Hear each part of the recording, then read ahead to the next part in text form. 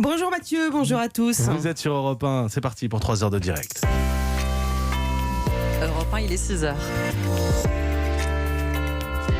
Le port du voile dans l'espace public n'est pas mon affaire. C'est ça la laïcité. Emmanuel Macron prend position dans le débat sur le voile. Selon lui, le rôle de l'État se cantonne au service public et à l'école. La vie chère pour les voyageurs privés de train dans la région de Montpellier. Quand le car ou le covoiturage font défaut, c'est le taxi qui coûte cher. C'est la folie, c'est l'effet de meute. Les gens se jettent sur les taxis et ils veulent absolument rentrer chez eux. Des caméras vidéo qui verbalisent en ville, c'est la nouvelle arme de la sécurité routière. Explication dans ce journal. C'est des questions de nécessité de sécurité. On avait plus d'une centaine d'infractions par jour. La France condamnée pour le taux de dioxyde d'azote dans l'air. L'Union européenne demande des mesures efficaces, sinon ce sera une grosse amende. Et puis, Étienne Dao remonte sur scène. Ce sera pour les nostalgiques de l'album Eden, sorti en 1996. Pas mal de musique ce matin sur Europe 1 aussi. Il est 6h01, bon réveil à toutes et à tous. Europe 1. Le journal Mathieu Béliard, Chloé Triomphe. Une phrase pour clore la polémique. À la Réunion, Emmanuel Macron a donné le ton sur la question du port du voile. Le port du voile dans l'espace public n'est pas mon affaire. C'est ça la laïcité. Le port du voile dans les services publics, à l'école, quand on éduque nos enfants, c'est mon affaire.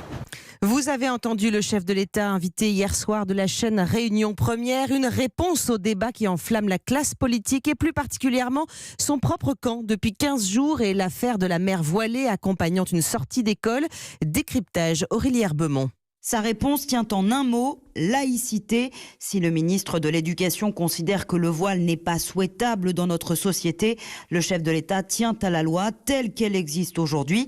Il faut écouter la phrase dans son intégralité. Le port du voile dans l'espace public n'est pas mon affaire. Dans les services publics, à l'école, c'est mon affaire. Là où il y a un devoir de neutralité, donc une mise au point alors que sa majorité se déchire sur ces questions et que Marine Le Pen a saisi la balle au bond en réclamant l'interdiction du voile dans tout l'espace public. Le chef de l'État rappelle qu'il n'a rien à dire sur la vie spirituelle de chacun, mais il dénonce le communautarisme et le voile utilisé dans certains cas comme instrument de revendication et de séparatisme dans la République. Lutter contre l'islam politique sans stigmatiser la foi musulmane, c'est la ligne de crête tracée par le chef de l'État. De quoi nourrir les marcheurs qui cherchent à élaborer une doctrine commune sur ces questions d'ici début 2020. Aurélie Herbemont du service politique d'Europe 1. Votre regard sur cet arbitrage du président de la République, vous n'hésitez pas ce matin au 39-21. Un sujet qui ne fait pas oublier que l'objet de préoccupation principale du chef de l'État pendant ce déplacement porte sur la situation économique de l'île de la Réunion. Et si Emmanuel Macron a fait des annonces sur l'aide à l'emploi et évité la grève générale annoncée, il n'a pas éteint la grogne sociale. Les habitants protestent toujours contre la vie chère et cette nuit, des incidents ont éclaté, notamment dans un quartier de Saint-Denis, la capitale. Charles L'Huillier, vous êtes sur place, la nuit a été agitée. Une vingtaine de voitures brûlées dans une concession automobile, des poubelles incendiées, de nombreux heurts entre jeunes et forces de l'ordre. La nuit a été compliquée ici à La Réunion. Tout a débuté hier en fin d'après-midi. Ces premiers affrontements ont bloqué une partie du trafic routier pendant près d'une demi-heure dans l'ouest du département. Et ce sont les nombreuses vidéos postées en temps réel sur les réseaux sociaux qui ont aussi provoqué l'emballement dans plusieurs autres communes de l'île. Cette nuit, par exemple, un fast-food a été pris pour cible dans le très sensible quartier du Chaudron à Saint-Denis. Des jeunes ont tenté d'y mettre le feu. La police est intervenue pour d'abord protéger le restaurant, mais surtout pour évacuer les familles qui vivent dans les habitations aux alentours. Le calme est revenu vers minuit, mais ce matin, forcément, les zones touchées portent encore les stigmates de ces quelques heures agitées. Poubelles à terre, rideaux métalliques enfoncés dans plusieurs commerces et des riverains qui, ici, se réveillent groggy. Charles L'Huillier de Radio Freedom, partenaire d'Europe 1 à La Réunion. Les dégâts sur les voies SNCF dans le sud du pays qui coûtent cher aux voyageurs. Et oui, quand il n'y a plus de train, on rappelle que les voies sont en travaux après les pluies entre Montpellier, Toulouse et l'Espagne. Eh bien, les voyageurs s'organisent, bus, covoiturage, mais parfois, certains sont contraints de prendre le taxi. Gérard est conducteur de taxi justement, et depuis l'annonce de l'arrêt de la ligne SNCF, il n'arrête pas. Ça n'a pas arrêté aussi bien les passagers que les agents SNCF. Il a fallu ramener tout le monde chez soi et c'est la folie. C'est l'effet de meute. Les gens se jettent sur les taxis et ils veulent absolument rentrer chez eux. Il y a des gens qui arrivent de Paris, qui allaient plus bas, ils peuvent pas, tout est fermé, comment vous voulez qu'ils fassent? Donc les gens sont prêts à payer pour rentrer chez eux, c'est normal, c'est humain. Parce qu'à Montpellier, Perpignan, en taxi, ça coûte combien ? De nuit, il faut compter à peu près 450 €. Ils n'ont pas le choix, hein, là, ils n'ont pas le choix. Le stop, ça marche plus. Tapis volant, ça a eu marché ou ça marchera un autre jour. Et là, il reste les taxis. Il a un peu d'humour, mais pardonnez-moi. 450 € pour faire Montpellier-Perpignan. Perpignan, d'un seul coup, c'est le bout du monde, quoi. 450 €. Vous voyez les pubs, vous allez à San Francisco pour le même prix. Bah non, là vous allez à Perpignan. Non, mais voilà. c'est très bien Perpignan, mais c'est compliqué pour les vacanciers, là, j'imagine. Bon, en attendant, la ministre des Transports, Elisabeth Borne, a rendu visite hier à des habitants de Villeneuve-les-Béziers qui sont durement touchés par les inondations et l'état de catastrophe naturelle pour les communes concernées devrait être accéléré. La vidéo-verbalisation, nouvelle arme pour lutter contre les incivilités et surtout pour assurer la sécurité routière. À Paris, depuis le 1er janvier 2019, plus de 130 000 amendes ont été infligées par les agents de la ville, des amendes comprises entre 35 et 135 €. Mais parallèlement, plusieurs centaines de communes investissent dans des systèmes de contrôle des voies, des radars, en fait, comme au Kremlin-Bicêtre, où les 2 caméras de vidéo-verbalisation tournent à plein régime. Reportage Aude Leroy. C'est un petit carrefour à 2 pas d'une école et d'une crèche. À cause de travaux, une des rues est désormais en sens unique. Problème, personne ne respecte le sens interdit en dépit des panneaux. Il y avait un gros panneau sens interdit, il le prenait quand même. Et il y a même un monsieur, une fois, un des gars du chantier, qui l'a interpellé en lui disant stop, stop, stop. Il a continué son chemin. Et il y en a qui savent comme quoi il y a un radar, ils le font quand même. C'est incroyable. Hein. Poussé par la colère des habitants, le maire Jean-Marc Nicole investit alors dans une caméra de verbalisation, 35 000 € pièce. Elle ne se déclenche qu'à chaque contresens. Plusieurs photos sont prises pour éviter les contestations. Une mesure prise à contre-cœur mais radicale, assure le maire. Il y a une personne qui, effectivement, en une journée, elle a pris le sens interdit. 3 fois de suite dans la journée, a perdu son permis de conduire. Et il n'y a pas de plaisir, c'est des questions de nécessité, de sécurité. Hein. On avait plus d'une centaine d'infractions par jour. Et maintenant, on est autour d'une dizaine de verbalisations journalières. Dans la lancée, un second radar de sens unique a été installé sur une autre artère. Mais, assure le maire, il ne devrait pas y en avoir d'autres. Cela a déjà coûté 70 000 €. Aude Leroy pour Europe 1. Et pour commenter ce nouveau dispositif avec nous ce matin, la directrice générale de l'association de la prévention routière. Bonjour Anne Lavaux. Bonjour. Merci d'être en direct avec nous ce matin dans le journal de 6h. Alors, j'imagine que vous êtes favorable à ce type de dispositif, mais vous entendez, quand on se trompe, si on prend 3 fois le même sens interdit, on perd son permis dans la journée. Ah ben tout à fait. Mais la vidéo-verbalisation, c'est le rappel que l'impunité n'existe pas.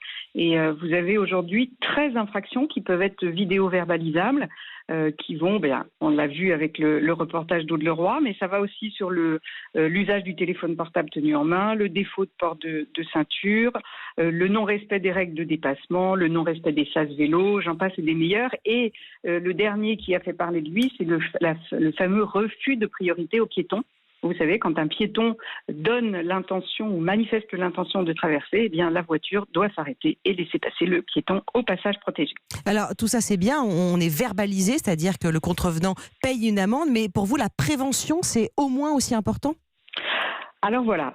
De ce point de vue-là, on est sur le respect de la loi, on est sur la manifestation de l'impunité qui n'existe pas, mais on n'a pas le volet pédagogique, on n'a pas le volet de prévention.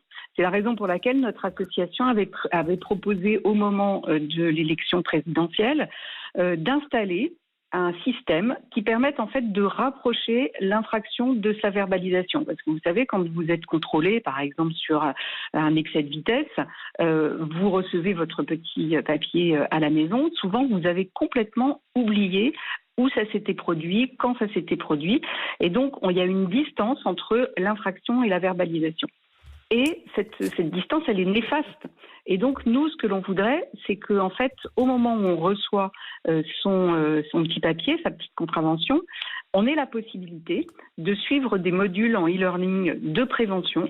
Apprentissage en ligne. Absolument, d'apprentissage en ligne de prévention et voir si ça peut s'accompagner d'une diminution éventuellement du montant de l'amende. Mais en tout cas, pour nous, c'est important de rajouter de la pédagogie, de rajouter de la prévention, parce que sinon, effectivement, ça peut être perçu comme une sorte de cache-machine, de machination mais pas suffisamment efficace. À destination de l'État. Et pas forcément efficace. Merci beaucoup Anne Lavaux, directrice générale de l'association de la prévention routière, d'avoir été en direct avec nous ce matin sur Europe 1. Il est 6h10, la suite du journal, Mathieu Béliard, Chloé Triomphe.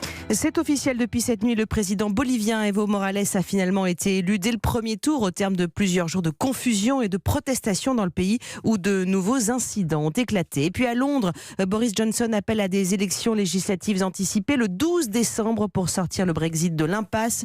Pendant ce temps, les Européens n'ont toujours pas donné leur réponse sur la durée du délai qu'ils vont accorder aux Britanniques. La France ne protège pas assez ses citoyens de la pollution au dioxyde d'azote en l'occurrence. Exactement, ce gaz très toxique qui est émis par les moteurs diesel notamment. Elle vient de se faire condamner, la France, par la Cour de justice de l'Union européenne, avec à la clé la menace d'une amende si des mesures rapides et efficaces ne sont pas présentées dans les meilleurs délais.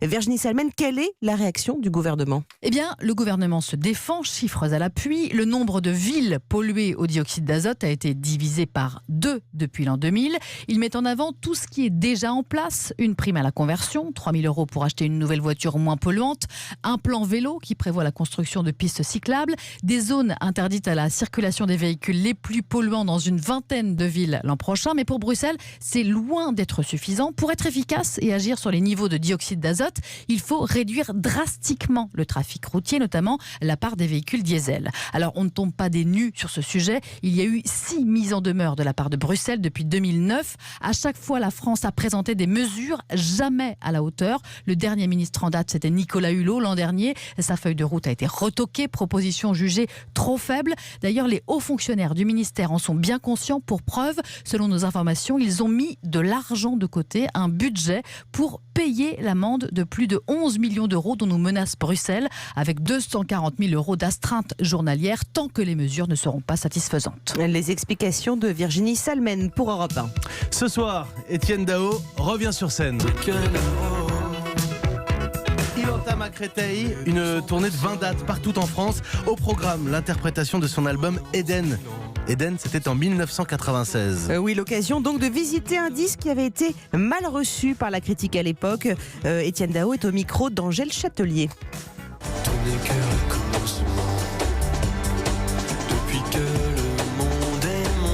Quand le disque est sorti, il a été accueilli un peu fraîchement parce qu'il était très axé sur l'électronique, alors que c'est une musique que j'avais déjà exploitée par le passé. Tous mes premiers tubes sont de l'électropop. Mais on était dans une période, dans un moment en France où le rap commençait à arriver. C'était vraiment l'espèce de raz-de-marée. Et l'électro était vraiment une musique où le groove était vraiment une musique qui était assez anglaise et qui était vraiment pas underground mais dans des niches. C'était vraiment dans certains clubs. C'était un peu trop tôt peut-être. Soudain, quel est ce rayon éblouissant. J'avais envie de le rejouer. C'est un disque que j'aurais pu écrire aujourd'hui, qui pour moi n'a pas du tout vieilli. Au contraire, même je trouve qu'il a gagné des galons de maturité. Et là aujourd'hui, peut-être que les gens ont bien mieux intégré ces sons-là. Et aussi, ce dont ça parle, c'est assez universel, donc ça ne bouge pas. Alors, on vous laisse avec la musique d'Etienne Dao au micro d'Angèle Châtelier pour Europe 1. Merci Chloé Trion, merci beaucoup. Et beaucoup de musique ce matin, alors c'est pas parce que c'est vendredi, mais c'est parce que c'est l'actualité, c'est comme ça. Etienne Dao, je vous l'ai dit, on va reparler de Renault ce matin, c'est pas tout. On aura aussi un peu de Nirvana sur l'antenne d'Europe 1 aujourd'hui. Et ça aussi, ça fait plaisir. Vous êtes sur Europe 1, 6h14, tiens, on a une autre musique qui va arriver.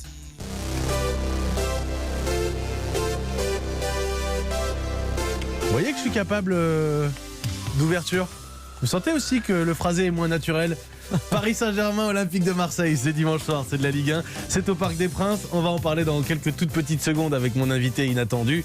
Et puis on va retrouver Fanny Agostini qui va nous... Tiens, là aussi on va passer un peu de musique pour parler d'Halloween. Restez bien sur Europe 1.